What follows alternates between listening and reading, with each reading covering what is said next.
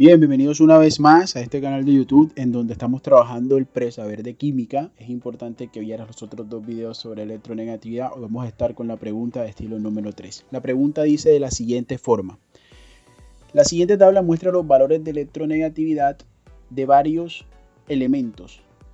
Algunos enlaces se pueden formar entre estos elementos ahí nos muestran unos enlaces, teniendo en cuenta que los enlaces iónicos son aquellos que tienen una diferencia de electronegatividad entre los elementos que lo forman igual o mayor a 1.7, ¿cuál de estos enlaces son iónicos? Entonces, esta es la pregunta que vamos a trabajar el día de hoy. Como puedes ver, el enunciado nos dice cuáles de estos enlaces son iónicos. Si viste mis dos videos anteriores, has podido notar que ya hemos trabajado este estilo de preguntas, pero no nos han planteado de esta forma. Por eso es importante ver todas las formas en que el IFES nos puede plantear a nosotros una pregunta.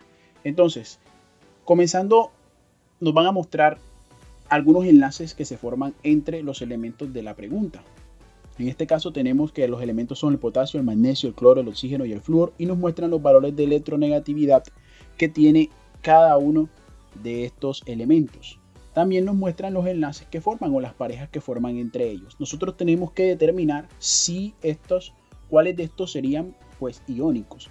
En este caso entonces pues vamos a estar iniciando con esta pregunta y pues no te pierdas ninguno de mis contenidos. Así que te pido que te suscribas inmediatamente a mi canal porque vamos a estar trabajando el presaber en este año y pues creo que te va a ser de mucha utilidad. Entonces iniciemos. Teniendo en cuenta la siguiente regla. Dice, una diferencia de electronegatividad entre los elementos que lo forman igual o mayor a 1,7.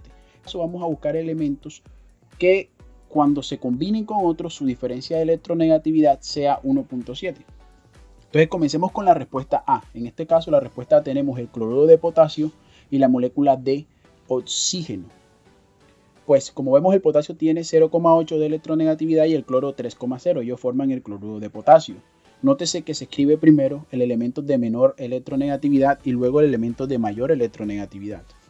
Si nosotros hacemos la diferencia de electronegatividad, en el video número 2 explico esto, vemos que es 3,0 menos 0,8 da 2,2. Eso significa que este es un enlace iónico. Este enlace no serviría. Pero debemos evaluar si el oxígeno o la molécula de oxígeno cumple con la norma. Cuando sea elementos que se unan a sí mismos, es decir, oxígeno con oxígeno, entonces la diferencia de electronegatividad prácticamente va a ser despreciable.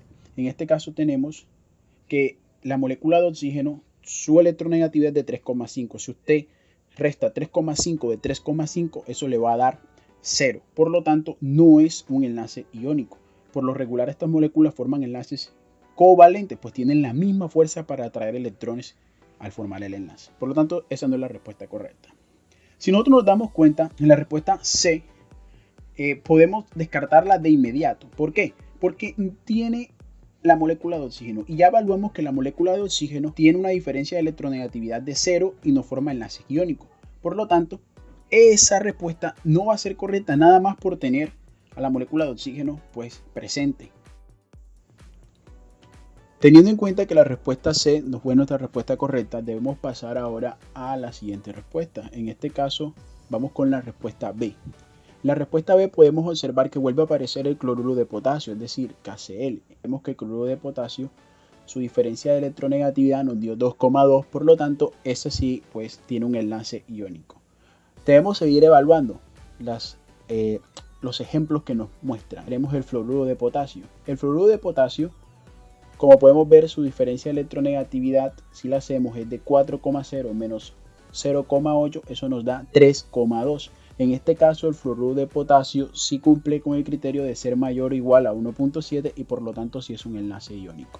Finalmente vamos a mirar el óxido de magnesio. El óxido de magnesio en este caso, como puedes observar, tiene pues una diferencia de electronegatividad de 3,5 menos 1,5. En este caso sería una diferencia de electronegatividad de 2, es mucho mayor a 1,7 y por lo tanto también es un enlace iónico.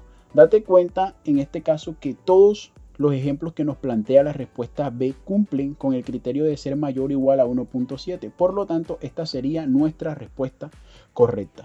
No es necesario evaluar la respuesta D, sin embargo, para efectos del presaber debemos observar qué tiene de mal esa respuesta.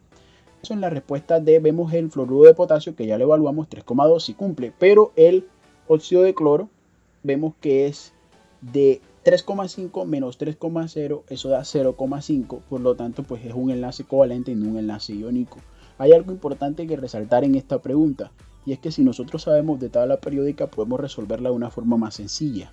Sin hacer tantos cálculos podríamos decir que un metal y un no metal podrían formar un enlace iónico y que los no metales entre sí sería un enlace covalente, pero eso sería pues si tenemos un dominio pues un poco más digamos preciso de lo que es la química. Entonces muchas gracias por observar este video, no olvides suscribirte para seguir apoyando mi contenido y poder subir otras preguntas, saber que sé pues que van a ser de utilidad para este 2023.